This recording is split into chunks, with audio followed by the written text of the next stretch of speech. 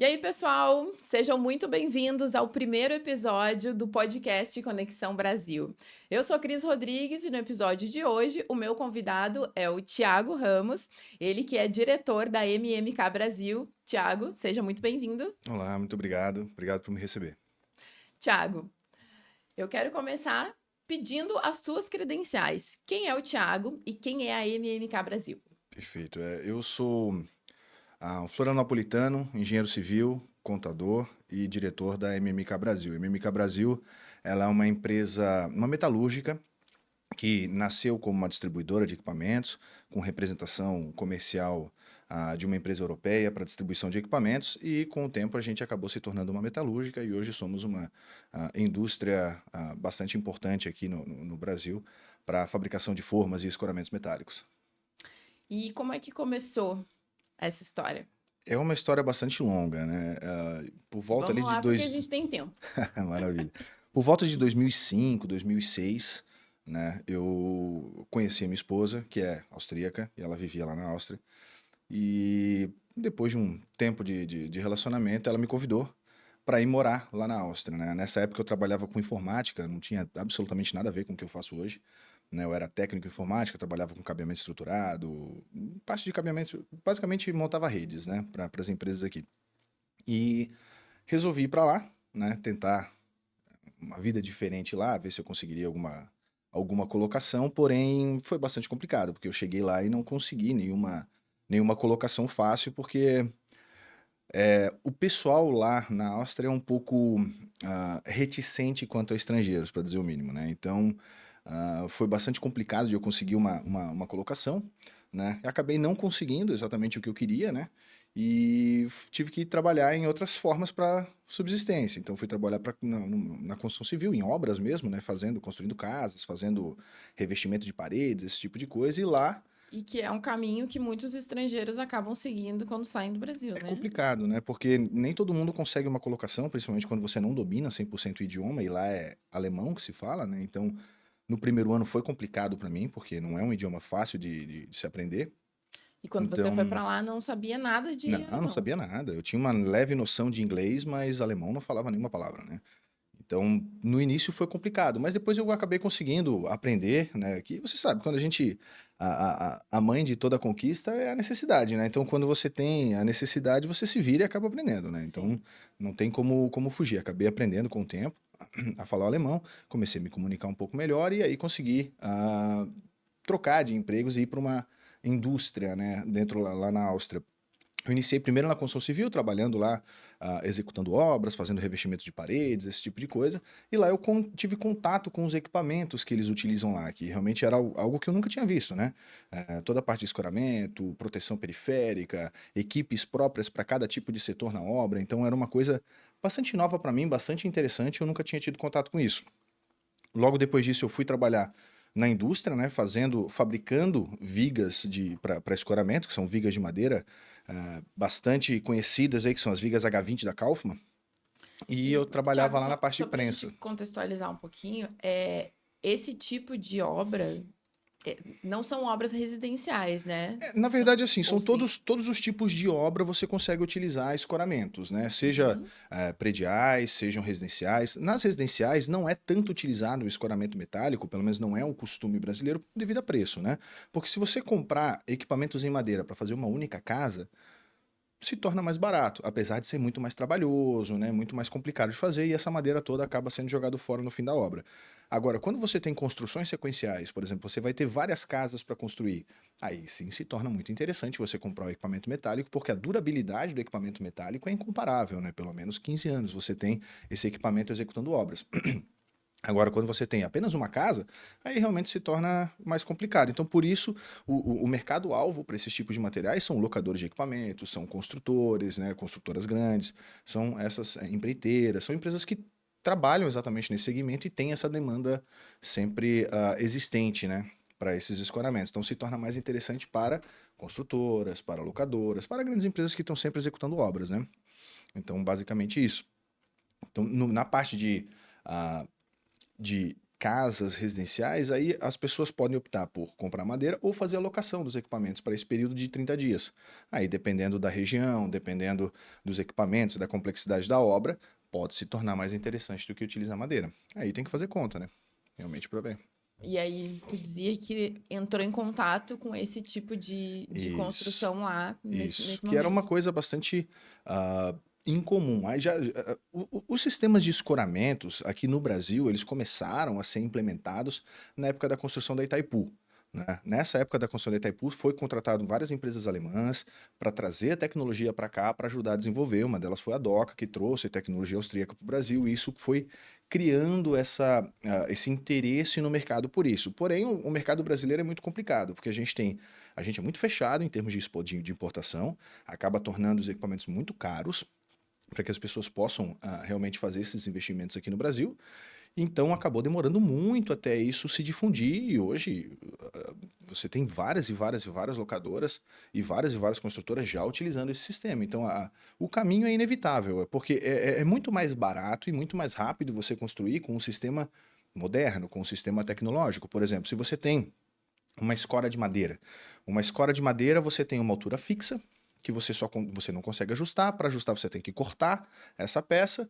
E se no próximo pavimento que você tem um pé direito um pouco mais alto, o pé direito é a altura da laje, né? Você tem um pé direito um pouco mais alto, você já não consegue utilizar a mesma madeira, porque você não pode emendar. Então vai ter que comprar madeira nova para esse próximo pavimento e assim vai. Então você acaba tendo um desperdício de material e um tempo de execução muito maior, né? Porque você tem que cortar essas peças, juntar com cunha, a parte de nivelamento é bastante complicado, porque você não tem ajustes, né? É tudo feito com cunhas, com tocos de madeira embaixo que você bate e vai ajustando. Então, se torna muito mais lento e muito mais custoso. Além de você ter que ter muita gente para conseguir montar essas peças. E no escoramento metálico, você só tem basicamente as escoras ou torres, que são as peças metálicas que têm os seus ajustes de altura, que você pode regular milimetricamente. Depois disso, você tem vigamentos principais, as vigas secundárias e o painel vem em cima. E todo esse sistema, depois de montado, você consegue desmontar ele rapidamente, ir para o próximo pavimento e você consegue concretar uma vez por semana um prédio, se você quiser. E num sistema com madeira, você não consegue isso, a não ser que você invista muito em madeira e você vá construindo, né?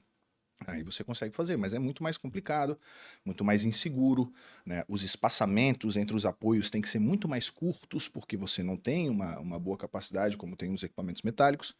Então, não é uma situação muito interessante. Só é utilizado por esse sistema mesmo por pessoas que realmente não fazem muita conta. Porque se você for fazer as contas dos custos que você tem de mão de obra, tempo de obra, os riscos que você tem associado, quantidade de material, se torna mais caro você fazer com madeira ou com equipamentos muito fracos do que você comprar um equipamento de boa qualidade, que tenha boa capacidade, que vai dar uma amplitude muito maior aí na tua obra. Muito mais segurança também, né? Você tendo mais espaçamento entre esses pontos de apoio, você consegue tranquilamente passar com uma paleteira, com qualquer coisa que você consiga passar sem ficar batendo nas escoras, com risco. Com madeira, até o próprio cinturão de trabalho do construtor ali pode bater numa escora dessa e causar um acidente, derrubar, desregular, né? Então, realmente é um caminho que não tem volta. Essas construtoras e essas locadoras, elas vão sempre indo nessa direção. O que impede o Brasil de estar utilizando a mesma coisa que a Europa utiliza é o nosso custo. Infelizmente, o custo do Brasil é muito alto. Os impostos são altos demais, o custo de produção é alto demais, o custo do dinheiro no Brasil para você conseguir se alavancar para comprar equipamentos também é muito caro. Então, o que impede realmente é o Brasil como um todo, é o nosso custo, Sim. né? E nessa época, era 2005, É por quando aí. você entrou em contato com esse sistema de Isso, construção lá na Áustria. isso. E aí, Eu fui para lá e trabalhei durante 1 ano e meio, quase 2 anos. Eu trabalhei nessas obras, né, conhecendo, tentando encontrar uma colocação interessante para mim lá na Áustria. E até que eu recebi esse convite da própria Kaufmann para trabalhar lá na produção. Eu trabalhava realmente colando as peças para fazer as vigas de madeira, né? e era Que uma elas produção manual ou não, com lá máquinas? é tudo automatizado. Tudo Lá é, automatizado. o sistema de construção e de produção deles é fora da realidade. Você tem um galpão lá com 1.500 metros quadrados que tem 2 funcionários, né? Porque o resto é tudo robô, é tudo máquina. Então você não tem tanta gente trabalhando. O grupo Mermerhof é um dos maiores grupos madeireiros do mundo. Ele processa quantidades incríveis de madeira. com 300, 400 funcionários. Você não precisa ter milhares de funcionários quando você tem a tecnologia do teu lado. Então você consegue utilizar. E também é uma questão de mão de obra, né? Na Europa é muito complicado mão de obra. A maioria das pessoas austríacas, por exemplo, não querem trabalhar dentro da fábrica. Então esse trabalho acaba sendo relegado para iugoslavos, turcos, brasileiros ou qualquer outro estrangeiro que vá lá querer fazer isso aí, né?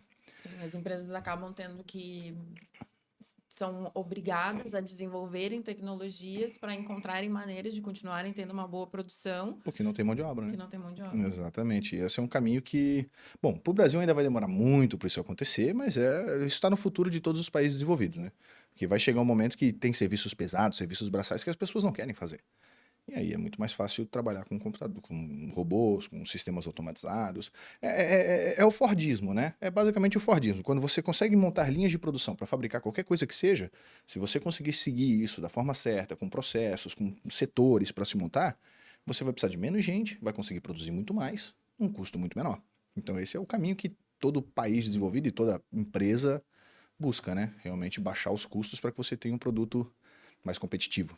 Sim. Né? Essa é a ideia. E lá, então, depois desse segundo ano que eu estava trabalhando lá, comecei a trabalhar na Kaufman e aí, trabalhei lá durante um ano, mais ou menos, fazendo a colagem das peças, fazendo a fabricação das peças mesmo. Até que um dia, um dos diretores lá, conversando comigo na hora do café, perguntou para mim, olha, cara, tu é um cara que fala bem, tu é eloquente, tá falando muito bem o alemão, tu fala outros idiomas, eu preciso de uma pessoa para fazer a parte comercial do Grupo Kaufman para o México. Eu falei, bom, eu posso tentar, eu não falo espanhol, mas eu falo português, então acho que a gente consegue chegar no meio do caminho, né? E tentei, fiz vários contatos, foi do ano de 2007 praticamente todinho, tentei realmente, e foi muito complicado para mim, porque eu não tinha experiência o suficiente para conseguir argumentar com os construtores, eu não dominava o espanhol tão bem, então era complicado, e acabou que eu não consegui muito vender. Não consegui não, na verdade não consegui nada, né? Não consegui nenhum número para o México nesse ano, em 2007. E nesse período, o grupo ele vendia aproximadamente 30 mil metros de viga por ano. Isso são 6 containers de vigas, né, por ano. O que não é uma quantidade muito grande, né? Mas era o que tinha aqui para a América Latina. E aí, como eu não consegui nada para o México, eu pedi para eles a autorização para participar em 2007 da primeira Concrete Show, que era uma feira em São Paulo, que existe até hoje. Hoje está muito menor, né? Já não é mais a mesma coisa, mas naquele período era a concentração da América Latina para todas as empresas que trabalhavam com concreto. Então isso era muito interessante. E aí, eu pedi, me lembro até hoje, me custou 10 mil euros a participação na feira, com todos os custos envolvidos, hotel, passagem, com tudo. Então foi muito barato, realmente. Tinha um stand também? Um standzinho muito pequeno, assim, de, sei lá, 10 metros quadrados, quando muito. Era uma barraquinha, praticamente, né? Só que eu cheguei num momento muito oportuno, porque nesse período de 2007, o principal player do Brasil era a Doca, que é uma empresa austríaca também, que fabrica os mesmos equipamentos que a gente. Que é concorrente direto. Ele é concorrente direto, E ele era o principal player do Brasil nesse período. Inclusive, a Doca foi uma das empresas que veio para o Brasil na época da Itaipu. E ela se estabeleceu fazendo obra na Itaipu, porque a gente não tinha infraestrutura suficiente para conseguir fazer essas obras grandes, né?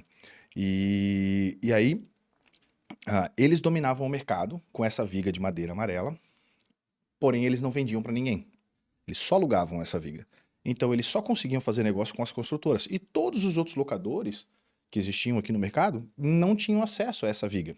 E aí ficava uma competição um pouco desleal, porque os locadores brasileiros utilizavam vigas metálicas bem pesadas, enquanto os austríacos traziam essas vigas de madeira especial, que eram muito mais leves e muito mais resistentes, tá? Para você ter uma ideia de base de comparação, uma viga metálica padrão, ela tem ali 3,5 kN de capacidade. A viga H20, ela tem 5 kN de capacidade, então é quase o dobro. E em questão de peso, a viga metálica pesa ali em torno de 11 kg o metro, e a viga H20 pesa 4 kg o metro. Então ela é muito mais leve, muito mais resistente, ela só não tem a mesma durabilidade pelo fato de ser madeira. Sim, mas a capacidade dela é muito maior. Então você consegue espaçamentos maiores, você consegue uma obra mais limpa, né? Com menos equipamentos. E isso, para o mestre de obra, é maravilhoso, porque, veja a comparação, ele vai pegar uma viga de 4 metros metálica e vai ter que subir lá para o quarto andar essa viga. Enquanto ele pega uma viga. Sozinho ele já não conseguiria fazer, porque vai ficar a 40 quilos e já vai passar do limite máximo que uma pessoa pode carregar, né? Teoricamente, né? Tem gente que carrega saco de cimento aí nas costas, 3, 4 sacos de cimento, isso não poderia, né? Segundo as normais, o pessoal faz. E aí você pega uma viga de madeira, que você, com os mesmos 3 metros, essa viga vai estar pesando 12 quilos. Então é Olha, super leve para ele eu levar. visitei a fábrica, né? Visitei a MMK. MMK? E realmente ela é bem leve mesmo. É uma peça super leve, realmente bastante interessante. E, e aí então, eu vim para o Brasil nesse período aí da feira, participamos da feira, eram 3 dias, né? E nesses 3 dias a gente foi uma coqueluche, realmente. A gente entrou na feira e todos os principais players que estavam ali, todos os locadores que estavam participando da feira, eles queriam a viga, não conseguiam comprar com a Doca e eu era basicamente a única pessoa fornecendo essas vigas dentro da feira. Então foi maravilhoso, a gente conseguiu vender 35 containers na feira nos 3 dias, né? Então A pessoa batemos certa no lugar todos os certo, com o produto recordes. certo. Exatamente, aí batemos todos os recordes de faturamento.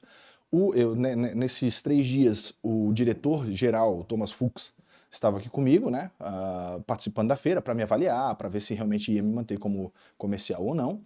E gostou muito da operação, realmente deu tudo muito certo. Aí ele resolveu me tornar o gerente comercial, né, para o grupo, para a América Latina, e deixou na minha mão a coordenação comercial dessa operação. E aí eu desenvolvi alguns parceiros, alguns representantes, algumas empresas que faziam a própria importação aqui dentro do Brasil para vender o material já nacionalizado, porque muitos brasileiros têm aversão à importação, né, que infelizmente é bastante complicado. Se você traz um material e por qualquer motivo alguém lá do mapa faz uma greve, o seu material fica 2, 3 meses no porto. E isso, se você não tiver bem calculado os riscos, você pode quebrar, porque realmente o custo de porto é muito alto, né? Então, aí o pessoal tinha um pouco essa versão, então eu desenvolvi essas formas de fazer as importações por encomenda para eles, as vendas diretas e as operações de representação com distribuição local. E isso funcionou muito bem. Então isso foi desde 2009, a gente já está em 2025, e hoje nós somos, dentro do Brasil, graças a Deus, a Kaufmann é a MMK, né? É a empresa mais conceituada nesse segmento de vigas. Nós somos líderes disparado em volumes, né, de distribuição. E aí, com isso, a gente abriu não só MMK Brasil, mas agora temos MMK Chile, MMK Colômbia, MMK Estados Unidos, Guatemala. Estamos em várias regiões aqui na América Latina com pontos de distribuição para as vigas H20, que esse é o nosso carro-chefe, esse é o nosso principal produto de distribuição. Porque realmente a viga H20 da Kaufmann é a melhor que existe hoje no mundo, em termos de qualidade, durabilidade, peso, tudo mais. E aí, com isso, a gente estava somente com um equipamento, que era um componente só do sistema de escoramento, que era a viga H20. Só que isso não é suficiente, porque o cliente que ele quer comprar H20, ele não quer comprar só H20, ele quer comprar o sistema. Ele quer comprar a escora, ele quer comprar um andaime, ele quer comprar uma bandeja, ele quer comprar tudo que precisa, né, para a obra dele. E aí, com isso, a gente resolveu começar a importar as peças, né? Começamos a comprar da Itália, da Alemanha, algumas escoras metálicas, alguns equipamentos metálicos, barras, componentes, tudo que precisa, forcados para se utilizar com as vigas. E funcionou muito bem durante um bom período, mas infelizmente quando você está tratando com importações, é um pouco complicado, porque você fica muito à mercê das variações cambiais, das ações do governo, né, dessas mudanças de política que as pessoas podem ter, e isso acaba gerando problemas para a gente financeiros em termos que você não tem como prever, né? O nosso presidente lá fala uma bobagem lá em Brasília, o dólar vai lá em cima. E isso acaba prejudicando muito a gente, né? E acaba gerando problemas. E principalmente, o brasileiro não consegue crédito fácil na Europa, né? Então você precisa ou mandar uma garantia bancária, que custa 5% do valor do material, ou uma carta de crédito, que também custa 5 a 7% do valor do material, ou pagar tudo adiantado. Então, se você paga tudo adiantado, você traz uma grande quantidade de material, o material fica aqui e você está sujeito às situações do mercado, o que é bastante complicado.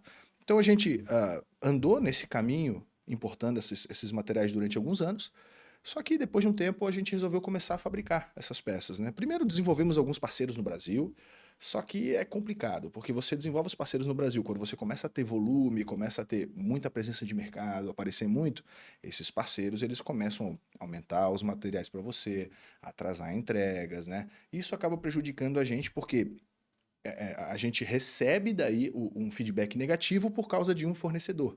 E isso nunca é bom. Então, para que a gente possa dominar esse processo por completo, né? E realmente ser uma empresa de excelência, a gente precisa fazer, precisa fabricar. Então, por isso eu resolvi industrializar, montei a metalúrgica aqui no Caminho Novo, na Palhoça, e comecei a fazer os investimentos em maquinário. Em vez de estar trazendo milhões e milhões de reais em materiais importados, eu comecei a simplesmente direcionar esse valor desses equipamentos para compra de equipamentos, para compra de máquinas, né? Então, comprei dobradeiras, máquinas de corte a laser, uma série de máquinas aí para que a gente pudesse realmente fazer toda a industrialização dos materiais aqui. Nessa época, antes de fazer a empresa, né? Antes de fazer a metalúrgica, a minha formação ainda era só informática e contabilidade, né? Aí eu resolvi me formar engenheiro, então fui fazer, com 35 anos eu me formei em engenheiro, engenheiro civil, não para que eu fosse executar obras ou nada disso, mas que eu pudesse ser um vendedor mais completo, que eu realmente conseguisse entender exatamente o que eu estou oferecendo para o meu cliente, o que ele está querendo, o que ele precisa, para que a gente consiga entender exatamente esses desafios e posicionar a nossa empresa de uma forma que vai atender com excelência o cliente. Então, E falando um pouco sobre essa parte da área comercial e de ser vendedor, ali no começo, quando você começou lá na Kaufmann, teve um período muito curto. Você passou a ser vendedor e logo em seguida já foi gerente. Mas você não tinha experiência como na área gerência, comercial ainda não. não, eu já assim, eu sempre fui vendedor, tá? Eu digo para todo mundo que eu tenho várias formações, mas a minha profissão é ser vendedor, tá? Eu sempre fui vendedor. A minha primeira profissão, no caso, o primeiro trabalho que eu tive foi vendendo veneno de barata de porta em porta, né? Morava aqui em Capoeiras e para ajudar minha família, a gente tentava fazer isso. Não foi uma coisa extremamente efetiva na época, mas me deu bastante conhecimento de como abordar as pessoas, de não ter vergonha de falar com as pessoas, né? Esse tipo de coisa. Depois eu fui trabalhar em call center. Aí, trabalhando em call center, eu trabalhei vendendo uma série de coisas, né? Seguro de saúde, internet ADSL, cartão de crédito. Eu fiz um monte de vendas. E aí, por causa disso, você acaba aprendendo um pouco mais, né? Como comercializar, como argumentar, como conversar com as pessoas e isso ajuda bastante. E dali eu resolvi sair para a parte de informática, vendendo computadores, peças de computadores e trabalhando com parte de cabeamento estruturado, esse tipo de coisa. Que aí foi. Que era o que naquela época todo mundo queria, né? No início dos anos 2000, todo mundo queria trabalhar com tecnologia. E aí acabou que a vida me levou para outros caminhos, mas eu ainda continuo sempre sendo vendedor, que o meu negócio é vender, né? E aí, nessa jornada, então, tem esse viés muito visceral da venda, que é Sim. teu, e também tem essa necessidade de se aperfeiçoar e ser melhor para que essas outras áreas apoiem a venda. É, Então, assim, pelo que eu entendi, veio a contabilidade, e queria que tu falasse um pouquinho sim. sobre a contabilidade, sobre a necessidade que tu sentiu de fazer a contabilidade, e aí depois vem a engenharia, então, para também agregar isso. Inicialmente foi comércio, né? Foi vendas realmente para aprender a vender, ser um bom vendedor, né? E tudo que eu fiz foi para me tornar um vendedor melhor. Então, inicialmente, eu comecei fazendo a representação do Grupo Kaufmann sem nenhuma formação, só cursos técnicos, todos de informática. Só que nesse primeiro período eu identifiquei que existia um problema muito sério em relação à importação aqui no Brasil, que a maioria das empresas eram muito antiaderentes à importação, né? Eles não queriam de nenhuma forma participar de importação, porque os riscos são muito grandes, a variação cambial é alta demais. Então, muitos problemas podem acontecer relacionados à importação. E aí, ah, eu contratei uma empresa chamada R2 Comics, lá em São Paulo, para começar a fazer esses processos de importação para gente. E ali eu tive o primeiro contato realmente com o emaranhado fiscal que é o Brasil. Né, com planilhas de importação enormes, de 2, 3 folhas, para entender exatamente todos esses processos. Então, aí eu consegui ver realmente a complexidade que era. Só que eu não conseguia, eu conseguia entender, mas não conseguia me aproveitar desse sistema e utilizar os seus meandros para oferecer um produto melhor para o meu cliente. Então, por causa disso, eu resolvi fazer contabilidade para que eu pudesse entender melhor esses processos todos e otimizar esses processos de importação para oferecer um produto mais barato para o meu cliente. E assim o fizemos, né? Estudei contabilidade, melhorei os meus processos enquanto eu era só representante e fazia as importações. Então, isso ajudou bastante. Depois disso, né, já vendendo, comercializando, importando esses processos todos, eu fui identificando que precisava melhorar muito o meu conhecimento relacionado à obra diretamente, para eu poder conseguir argumentar melhor e oferecer um produto que seja mais incisivo para o cliente, exatamente aquilo que ele estava procurando. Mesmo que ele não soubesse exatamente o que ele estava procurando, eu sabia o que ele precisava. Então, para eu poder saber disso, precisava ter conhecimento nesse setor. Então, eu fui lá, fiz mais 5 anos de faculdade de engenharia, né, toda noite, indo estudar, para conseguir realmente me tornar um vendedor melhor e conseguir chegar com um argumento mais consistente, com uma oferta que realmente seja boa para o cliente. Porque não adianta você só chegar para ele e falar, olha, eu tenho o melhor preço, eu tenho o melhor isso, ele precisa realmente entender o que você está oferecendo e você precisa ter sinceridade com aquilo que você está entregando. Porque no Brasil, infelizmente, via de regra, as pessoas são meio, como eu posso dizer, você contrata um cara para colocar um porcelanato na sua casa, ele diz que sabe colocar, mas quando você chega lá, ele está olhando um vídeo no YouTube de como colocar o porcelanato. Ele nunca fez. É aquela. Muitos coaches falam isso na internet, que é uma bobagem sem tamanho de primeiro aceite, depois aprenda como fazer. Não. Isso não é a visão. A visão certa é se prepare primeiro antes de oferecer o seu serviço. Porque se você quer ter sucesso no Brasil, você só precisa fazer uma coisa. Você só precisa fazer as coisas com seriedade. É só isso. Se você fizer o básico e fizer bem feito, você se distancia de todo mundo. Porque a maioria é enrolão. A maioria diz que vai te entregar um negócio e não te entrega do jeito que é para ser. E aí, quando você encontra uma pessoa que faz aquilo que te promete e te entrega um produto com excelência, de verdade, que se esforça para fazer o melhor, mesmo com seus problemas, porque é Brasil, mas você recebe aquilo que ele te prometeu, você não quer outra pessoa. Por exemplo, se você vai num mecânico e você encontra um mecânico que arruma o seu carro da forma certa, te cobra um valor justo e te entrega no prazo, eu garanto para você que a maioria das pessoas não vai levar em outro lugar. Porque você encontrou uma pessoa que te atende do jeito que você quer. Você vai numa esteticista que é justo o valor e corta o seu cabelo do jeito que você quer. Você não vai trocar. Assim como o homem faz com barbeiro, com açougueiro, com mecânico, com pedreiro. Quando você encontra alguém que realmente entrega aquilo que ele está prometendo, você nem procura mais. Você trava com aquela pessoa até que o preço daquela pessoa se torne inviável, né? Aí você vai buscar outras opções. Mas assim que é. Então é isso que é a visão que eu tento colocar para a MMK e para o meu grupo como um todo, que é fazer o básico muito bem feito. E nós estamos buscando isso o tempo todo, né? Porque, assim, buscar um novo cliente ou buscar um novo profissional demanda muito trabalho e muito tempo.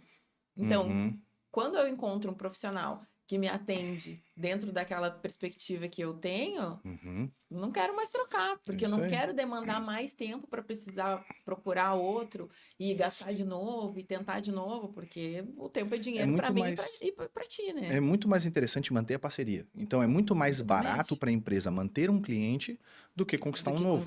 Então, para a gente, a partir do momento que você conquistou o cliente, que você começou a oferecer o serviço, começou a oferecer o teu material e o cliente gostou, é aquilo que ele está procurando, geralmente essa parceria ela vai para muitos e muitos anos, a não ser que um dos dois pise na bola, ou que eu atrase, ou aconteça qualquer situação na entrega, ou que ele deixe de pagar. Aí são situações que acabam maculando um pouco a relação, mas fora isso, enquanto a gente estiver se esforçando para entregar realmente aquilo que a gente está prometendo, o cliente vai estar sempre comprando com a gente e indicando para outros, né? Tanto que a nossa equipe comercial é muito reduzida. A maioria do nosso trabalho ele é receptivo, que é de indicações de construtor para construtor, de Siduscom, esse tipo de coisa, e o pessoal vem atrás da gente. A maior parte, vou te dizer que 75% do material faturado ali sempre é receptivo. Pessoal que nos encontra na internet ou recebe indicação de alguém e vem até a gente para comprar o material. E que é uma realidade que hoje a maioria das empresas sonha em viver. Olha, né? Porque hoje em dia se vive tanto buscando clientes, mas na verdade não se faz esse dever de casa, que é o que tu está falando, para que tu comece a receber esse cliente e não precise estar tão ativamente buscando ele, mas que com aquele trabalho bem feito eles cheguem por indicação. Isso é um comportamento padrão de quando você não está atendendo com excelência o teu cliente. Porque se você está atendendo com excelência o teu cliente, você vai ter uma demanda tão forte que você vai ter que se esforçar para conseguir atender essa demanda que você vai ter e você não vai ter tempo de fazer nova captação. Então, se você está tendo que ter captação o tempo todo, isso é um reflexo de alguma coisa errada na tua empresa. Porque se você tem uma boa presença de mercado e as pessoas te veem como uma empresa positiva, o próprio mercado vem atrás de você, porque a demanda existe. Né? Por exemplo, no meu segmento diretamente, a demanda existe. Eles vão ser atendidos por um ou por outro. E existem muitas empresas ofertando o que a gente faz. Né? E a nossa retenção é acima de 95%, porque a gente tenta oferecer um preço justo, com um equipamento de qualidade. Eu não tenho o melhor preço, então eu sou muito sincero com o meu cliente. Olha, eu não tenho o melhor preço. O meu material ele não é tão barato. Mas eu garanto para você que se você fizer as contas, o nosso material se torna muito mais interessante. Eu vou te citar um exemplo simples, né? Se você pegar uma escora chinesa que o pessoal traz a preço de nada, né? Uma escora pesa aí 8 quilos para 3 metros, né? E tem uma capacidade de 800 quilos, né? Então a gente está falando aí de mais ou menos 16 centavos por quilo. Você vai estar pagando para cada quilo de capacidade de carga desse material. E a nossa escora que a gente faz aqui no Brasil, ela tem 13 quilos de capacidade e 1.600, 13 quilos ela tem de peso e 1.600 quilos de capacidade. Então é o dobro.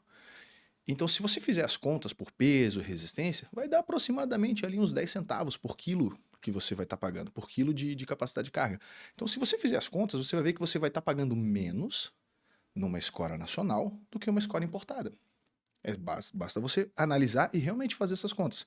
A questão é que a maioria dos construtores, principalmente construtores pequenos, eles não fazem essa conta. Ele vê, olha, eu vou pagar R$ 130 cada score e isso 130 é mais barato que os 155, 160 que a gente cobra na nossa. Só que ele esquece de fazer essa conta de capacidade de carga, o quanto que ele vai estar carregando em termos de concreto, de peso da obra dele, pelo dinheiro que ele está colocando. E isso está diretamente relacionado com a falta de conhecimento do mercado, de quem atua no mercado. Exatamente. Eu tento formar os meus vendedores e a minha equipe comercial como consultores. Tá? Então, o principal papel que a gente tem fornecendo material e conversando com os clientes é fazer uma consultoria, porque muitos desses donos de construtora, eles são homens de negócio, realmente muito, muito inteligentes, mas o foco deles está voltado para financiamento e para venda de apartamento. E não necessariamente para a construção do apartamento ou para a obra em si. Muitas dessas construtoras contratam empreiteiras para executar. Então, eles estão ligados no projeto e na parte financeira do negócio, né? Nos créditos, nos financiamentos que vão ter, na venda dos apartamentos, nos índices imobiliários e etc. E relegam isso para o engenheiro, para o mestre de obra, para o empreiteiro, para pensar nessa parte da execução. Então, o que a gente tenta fazer, sempre que eu tenho oportunidade, é fazer um estudo de caso. Trazer o cliente para mim, entender o que ele vai fazer. A gente faz o projeto para toda demanda que os clientes têm com a gente dá o projeto de escoramento. Né? Então, se você vem comprar escoras com a gente, vem comprar Vigo, vem comprar o sistema inteiro, a gente faz o projeto de escoramento para você e te entrega o projeto junto com o equipamento. Tá? E isso facilita muito para o construtor, porque ele não precisa contratar uma empresa separada para fazer. Né? Ele geralmente não tem essa expertise para montar esses sistemas. Então a gente costuma dizer que a gente meio que pega na mão do construtor e eu vou te mostrar a melhor forma para você construir o teu prédio, da forma mais barata possível, com você tendo o melhor desempenho aí com o teu equipamento e tendo o payback mais rápido possível, né? É isso que a gente tenta mostrar para os construtores. Alguns entendem bem, outros já é um pouco mais complicado, mas em termos gerais funciona muito bem. E esse é um custo-benefício que ele não teria se estivesse comprando esse mesmo produto da China. Não, o chinês não manda nem sequer a ficha técnica do equipamento. Ele vai te dizer que, aguenta 800 quilos. Tá, mas aguenta 800 quilos como? Aí você precisa olhar, porque existe uma norma no Brasil que determina fator de segurança 2. O que quer dizer isso? Se eu vendo uma escora minha e eu coloco lá que ela aguenta 1.000 quilos, nos testes de carga que eu fizer, ela precisa aguentar no mínimo 2.000 quilos. Então, esse é o fator de segurança 2, você divide por 2. Né? Então, basicamente isso. Então, se ela está rompendo, estourando, né, com 2.000 quilos, o máximo que você pode carregar de carga é 1.000 quilos, porque o fator de segurança no Brasil é 2. Na Europa não é assim, é 1,6. Na China também é 1,6. Então, os 800 quilos que ele diz que carrega a escora, na verdade, se fosse usar a norma brasileira, seriam 600. Então, você está muito mais próximo dos limites desses equipamentos, né? E você não tem quem cobrar. Porque se você compra um material de fora, da China, ou da Índia, ou de qualquer lugar que seja, e cai a tua laje porque não aguentou o peso que que eles tinham prometido para você, você não tem quem cobrar. Quem é que você vai cobrar? A importadora? A importadora vai dizer que eu só fiz a tua importação. Eu não tenho nenhuma responsabilidade sobre isso. Quem que eles vão cobrar? O chinês? Boa sorte.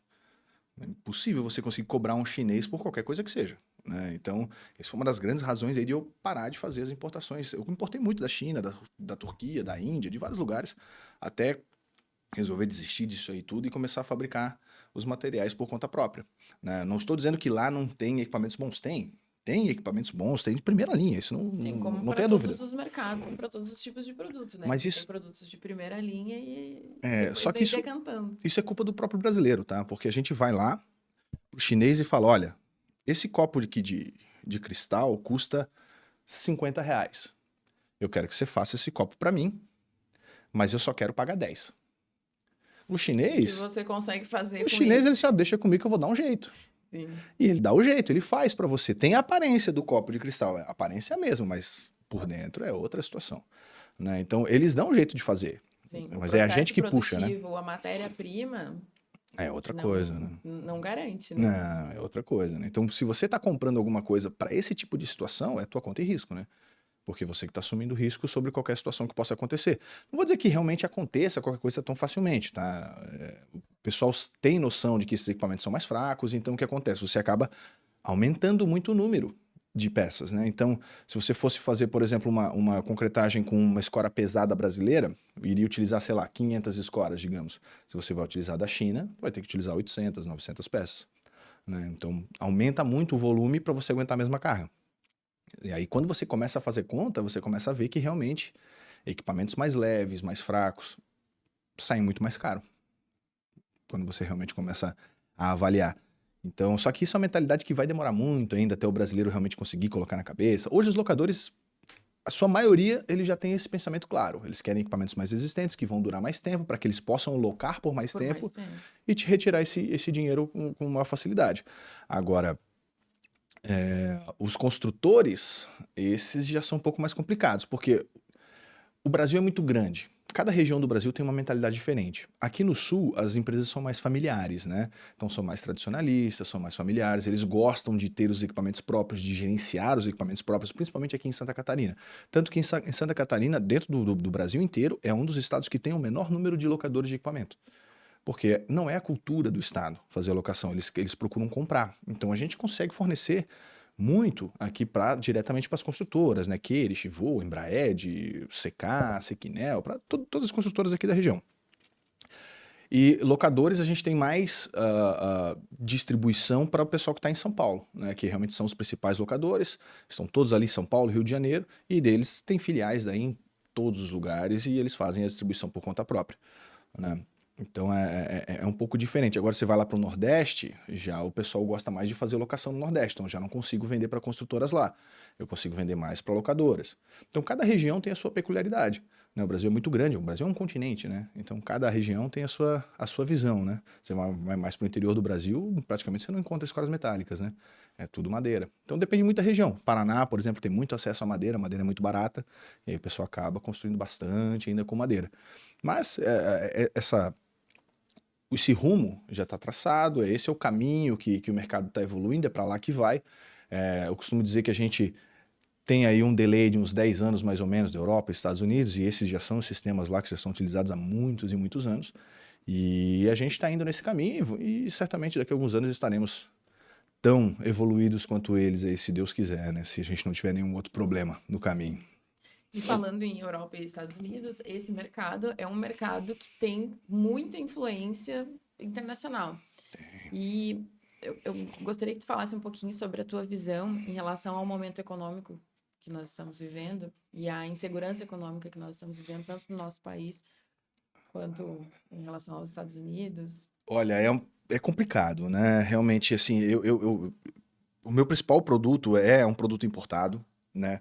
Que quando eu comecei a trabalhar aqui, eu vendia esse material a 25, R$ 26 o metro, né? Hoje eu vendo a 75, R$ 80 o metro. Isso não foi porque subiu o preço lá na Europa, porque a gente está trabalhando. Quando eu comecei a trabalhar, eu pagava 6,35, 6,25. Hoje eu pago 6,70. Então, assim, não é uma diferença muito grande para a gente ter mais do que o dobro do valor aqui.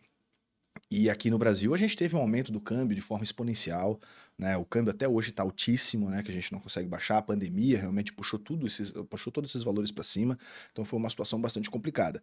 A gente ainda está com uma concorrência muito desleal aqui no Brasil, né? Por exemplo, essa parte de escoramentos metálicos que existe em indústria no Brasil, isso deveria ter mais imposto, porque realmente você acaba prejudicando as empresas nacionais. Aqui você pode ver. Se você for contabilizar, a gente tem umas 20 empresas que faz formas e escoramentos no Brasil que realmente têm relevância nacional, que conseguem espalhar os seus equipamentos para o Brasil inteiro. Mas todos os estados têm pequenas empresas que fabricam esses equipamentos. E quando você tem um mercado tão fácil para fazer essas importações, a concorrência se torna muito desleal. Que aí realmente fica muito complicado. Por exemplo, eu tenho custo para fabricar uma escora metálica de boa qualidade. R$ 130. É o meu custo para fabricar, sem contar imposto de renda, sem contar nada disso. É só o custo do material. E eu vendo essa peça a R$ 155. Então a margem é quase nada para a gente consiga viabilizar. Então eu preciso ter grandes volumes de venda desse material para realmente conseguir ter um capital positivo na empresa. Agora, o chinês, ele traz essas peças para cá e o pessoal vende essas peças a R$ 135. Mesmo sendo uma escora muito pior do que a nossa, o preço impacta. E as pessoas aí muitas vezes não faz conta. Pelo preço de custo. Exatamente. Porque o cara lá da obra, ele fala, preciso de 1.000 escoras. Tá, tudo bem. Aí, só que ele vai avaliar isso com a capacidade de carga dos chineses, né? Então, vai ser 1.000 escoras. Se eu comprar essa escora no Brasil, eu não vou precisar de 1.000, eu vou precisar de 600. Então, aí você conseguiria ter um custo muito menor. Só que o construtor não vai saber disso. O construtor não vai ter essa noção. Ele só recebeu a informação que ele precisa de 1.000 escoras, que o empreiteiro mandou ele comprar, e ele vai atrás. E aí isso acaba gerando essas oportunidades para essas empresas que acabam sendo especuladores, né? Que eles trazem um material barato e acabam prejudicando para todo mundo, né? Mas para coisas que não têm produção no Brasil, por exemplo, as vigas H20, isso não tem produção no Brasil. E nem tem possibilidade de ter. Não tem, porque mesmo sendo madeira, a madeira brasileira, ela cresce muito rápido. O solo brasileiro é muito rico, né? Então, se você planta esse material ele é feito de pinos e abeto, né? Basicamente, esses dois tipos de madeira. E essas madeiras, se você jogar aqui para crescer no Brasil, em 10, 12 anos, elas já chegaram a ponto de corte. Enquanto na região na Europa onde cresce essa madeira, leva 60 anos para chegar a ponto de corte. Então, é uma diferença muito grande. E isso faz com que a madeira cresça mais lentamente, fique mais densa, ela tem mais tempo de criar fibras internas, então fica uma madeira muito diferente. Tanto que o pinus aqui no Brasil é feito para fazer compensado, peças simples, interior de móveis, coisas que você não vai ver, porque ele tem muito nó. E o pinus europeu já não é assim. Por ele crescer tão lentamente, com esse processo lentamente, ele não tem tanta existência de nós e fica uma madeira muito mais bonita. Tanto que você vê nos Estados Unidos, Canadá, Europa, Alemanha, em tudo quanto é lugar, eles fazem as construções das casas com pinos. É tudo com pinos, mas se você olha, é uma madeira bonita, diferente do que a gente está acostumado aqui no Brasil. Aqui no Brasil, dá para fazer com pinos? Dá. Mas como as fibras elas têm um espaçamento muito grande entre elas, ela vai absorver muito rápido a umidade e a expansão dessa madeira vai ser muito maior. Aí o que acontece? Como essa peça ela é feita de várias peças contraplacadas e coladas, se essa madeira fica trabalhando, essa cola tende a soltar. E aí você acaba desmanchando essa peça com 2, 3 obras, você já não tem mais a viga. Então por isso que as vigas europeias, como um todo, não somente da Kaufmann, mas da Doca, da Pfeiffer e de todas as outras grandes indústrias europeias, tem uma qualidade muito superior e uma durabilidade muito maior. A vida útil mínima dessas vigas aqui é para 7 anos, enquanto uma viga nacional não vai durar nem 3. Então, por isso, para esses produtos, eu acho que realmente a gente deveria ter uma tratativa diferenciada, um imposto de importação menor, porque não existe similar nacional. Agora, para equipamentos que existem similares nacionais, eu acho que a gente deveria ter um pouco mais de dificuldade para conseguir fazer as importações, para que a gente possa fomentar um produto no Brasil.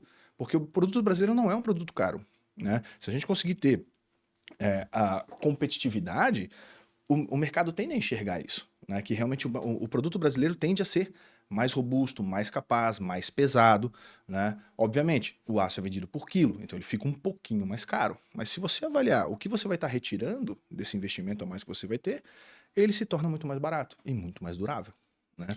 E a partir do momento que esse mercado consegue ganhar mais volume dentro do Brasil, ele também contribui para que o mercado da construção acabe ganhando mais escala? Sim, com certeza. Se a gente conseguir ter uma execução de uma obra muito mais rápida aqui no Brasil, muito mais limpa, mais segura, a construtora tende a investir mais em novos empreendimentos, em novas obras, porque quando o processo é traumático, você tem prejuízo, é lento, você toma multa, tem dificuldade para desformar as peças, tudo, você tende a ficar um pouco reticente a fazer outro. Né? Pô, eu tive tanto problema com esse, me deu tanta dor de cabeça, eu acho que eu não quero fazer outro prédio, acho que só isso aí para mim já tá legal. E as pessoas acabam buscando investir em outras coisas. Agora, quando você já é um construtor, você não vai sair para outro segmento, esse é o teu negócio. Então, esse é o caminho normal, né? Você otimizar o teu processo para construir mais rápido, construir melhor e construir mais seguro e mais barato, né? Então, você conseguindo esses 4 pontos principais, as empresas tendem a construir muito mais. E se a gente tem um incentivo para que a gente tenha uma indústria nacional forte nesse segmento, nós também teremos condições de exportar. Nós temos aqui tratados na América Latina que é zero de arancel, né? Que é o imposto de importação. Que a gente poderia ter uma vantagem competitiva exportando para o Chile, para a Argentina, para o Uruguai, para a Colômbia, e em vez disso a gente perde todos esses mercados para os chineses. Porque o Estado chinês ele é sócio de praticamente todas essas empresas lá, né? Então o pessoal diz que é comunista. Não é comunismo, né? Eu poderia dizer que é um capitalismo de Estado, por assim dizer, né? Que o Estado participa dessas empresas todas, ele dá subsídio para que os custos dessas empresas sejam mais baixos, e com isso eles acabam conseguindo exportar os materiais num preço muito menor e tomam conta do mercado como um todo, e isso gera um fluxo positivo para a China de dólares o tempo todo, que posiciona ele sempre como o principal fornecedor de equipamentos, né? Como a China De diz, é todos os um segmentos, né? socialismo com características chinesas. É um pouco diferente. Mas funciona muito bem para eles. Para o Brasil, infelizmente, não funcionaria, né? Porque a gente, para poder fazer isso, teria que esmagar mais ainda em questão de impostos, né? Para poder financiar e ajudar, subsidiar essas empresas. Aqui no Brasil, para funcionar, a gente deveria ter uma redução forte do Estado, porque a gente tem um custo da máquina estatal muito alta, né? Você tem número de ministérios grandes demais, muitos apaniguados sempre sendo colocados pelo governo, seja ele de esquerda, seja de direita, seja de centro, é sempre a mesma situação. Então, o que a gente precisaria é uma redução forte do Estado, e mais no sentido do que o Chile é hoje, né? Não digo na parte de zerar as questões de importação, mas facilitar os processos de contratação, demissão, diminuir o Estado realmente para você ser mais enxuto, mais efetivo, e aí essa sobra de recursos você poderia direcionar para essas outras situações. Mas, infelizmente, hoje não é assim que o nosso governo anda, né? O nosso governo ele aumenta custos, está sempre aumentando essas despesas, com o objetivo de equilibrar a balança, por assim dizer. Olha, eu vou tirar do rico e vou passar para o pobre, mas só esquece de um detalhe, né? Que a pessoa que é dono de uma empresa, por exemplo, você tem uma fábrica de camisas, tá? Você está lá fazendo as suas camisas, você emprega um monte de gente e você vende um número X de camisas com uma margem Y, né?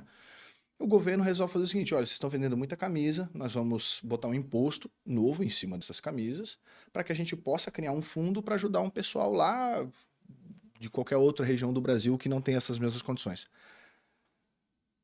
Teoricamente, no papel, é tudo muito lindo. Eu vou tirar de um dono de empresa, de um cara que tem mais condições e vou dar esse dinheiro lá para a pessoa que tem mais a necessidade. Mas, na realidade, isso não se desenha dessa forma. Basicamente, o que acontece? O dono da fábrica de camisa vai incluir esse imposto extra em cima do preço e vai aumentar o valor para a venda desses materiais lá fora para que ele possa agora cobrir esses custos adicionais que o governo deixou. É isso que vai acontecer. E aí, o que acontece? As camisas ficam mais caras para todo mundo. Então, o trabalhador que precisaria comprar aquele material, agora ele vai pagar mais caro. Né? Tipo, essa situação que falaram agora do IOF. Vamos incluir o IOF porque o rico paga muito mais o IOF do que o pobre. Não é bem assim. Né? O IOF, o rico faz mais operações financeiras, né, em termos de volumes, mas quem sofre mais com esse impacto vai ser o pobre, porque você vai ter IOF no financiamento da tua casa, no financiamento do teu carro, em qualquer parcelamento que você for fazer, qualquer transação financeira que você for fazer, seja o que for, vai ter esse IOF, e eu garanto para você que isso impacta muito mais numa pessoa que é CLT e tem uma quantidade limitada de ganho no mês, do que para um empresário que consegue incluir esse valor dentro do faturamento que ele vai fazer para as pessoas. Na realidade, tudo que você coloca como imposto adicional, se não for imposto de renda, tudo que você coloca, ele vai ser repassado e quem vai pagar é a pessoa lá no final da fila. E a pessoa lá no final da fila é a pessoa que tem o maior consumo, que geralmente são os pobres. Isso acaba na comida, isso acaba na venda de apartamentos, isso acaba em tudo, né? Por exemplo, se o governo me coloca 100% de imposto, que já é um absurdo os impostos que a gente já paga, né? Ele me coloca 100% de imposto em cima da venda de escoramentos. Eu vou ser obrigado a aumentar o meu custo, aumentar o valor para vender para o construtor. O construtor vai me pagar esse valor a mais e onde é que ele vai colocar isso? Vai colocar no valor do apartamento dele. E quem é que vai pagar isso no final? A pessoa que foi lá, tirou o financiamento para poder comprar o apartamento. Então, no final das contas, sempre cai no elo mais fraco, na pessoa. Então, por isso a gente tem que parar com esse negócio de apadrinhamento, né? De não, vem que o governo vai te dar tudo, vai te ajudar tudo. Que isso realmente é um caminho bastante complicado. Você gera pessoas que não têm interesse em se profissionalizar, em melhorar, em buscar crescer, né? E abre muita oportunidade aí de pessoas tirar vantagem, né? E no final das contas sempre estoura no elo mais fraco, não tem o que fazer, né? Infelizmente é assim. Tiago, a gente vai se encaminhando aqui para o final do nosso bate-papo. Mas eu queria entrar um pouquinho, antes da gente encerrar, no Tiago empresário. E nos teus desafios enquanto empresário e no que tu considera que sejam as principais características assim para se manter no mercado e para se manter tendo uma empresa em crescimento constante. O Brasil é sempre um desafio, né? Não é nada fácil a gente conseguir prosperar aqui nesse país, porque, como eu disse, a gente é muito esmagado pelos impostos, né? Realmente, o governo é meu sócio majoritário, eu sempre vejo isso nos relatórios finais do mês, ele fica com mais da metade de tudo que a gente produz. Então, realmente é bastante complicado. A gente teria condições de ter uma equipe muito maior, de contratar muito mais gente se a gente não tivesse esse peso do Estado em cima da gente o tempo todo, né? E é triste porque a gente não vê realmente o resultado dos impostos que a gente paga, né?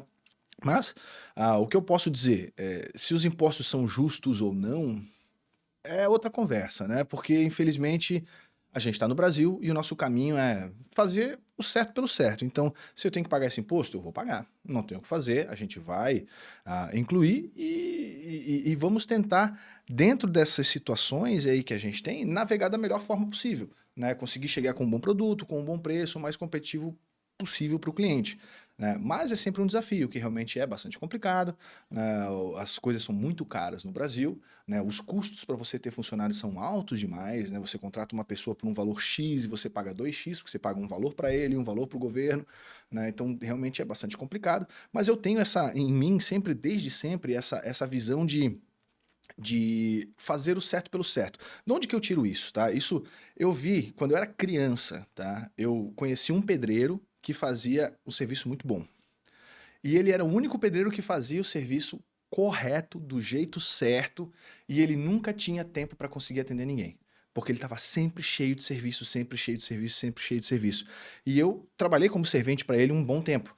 E ele dizia para mim, cara, se tu quer fazer as coisas e ter sucesso, tu não precisa fazer nada, tu só precisa fazer o básico. Só faz o básico, faz o certinho, que eu garanto para você que as pessoas vão vir atrás. E eu peguei isso para mim desde pequeno, então eu tenho essa visão de tudo que eu me proponho a fazer, eu me proponho a fazer com excelência, da melhor forma, e o resultado é consequência. Eu costumo dizer para todo mundo que trabalha comigo que o sucesso é inevitável se você faz as coisas com seriedade. Então, se você se propõe a estudar, estude de verdade, não colhe na prova. Realmente estude. Você vê, tem engenheiro sendo Uber. Esse cara não é engenheiro. Ele só foi para a faculdade de engenharia e colou em todas as provas. Porque se ele fosse engenheiro de verdade, ele não estava fazendo Uber. Porque a gente tem uma demanda muito forte. Hoje, por exemplo, é difícil você encontrar engenheiros que sejam especialistas em proteção.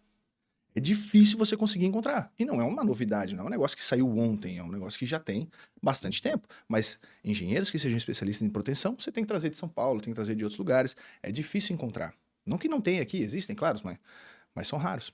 Sim, então, assim, provavelmente os que tem já estão com a agenda lotada. Só para o ano que vem, se você para conseguir um orçamento, né? Então, é isso que eu tento fazer. Não é muito complicado, é só realmente se propor. Se eu me propus a fazer determinada coisa, eu vou tentar fazer com seriedade da melhor forma possível. Mesmo que a gente tenha os seus desafios, às vezes não sai exatamente do jeito que a gente queria, mas se eu conseguir chegar a 95, 98% do que eu queria exatamente para o cliente, eu tenho certeza que o cliente vai estar satisfeito, porque ele já recebeu muito mais do que receberia na média dos atendimentos, e eu ainda tenho um pouquinho para crescer, algo para seguir e continuar sempre melhorando a empresa. Né?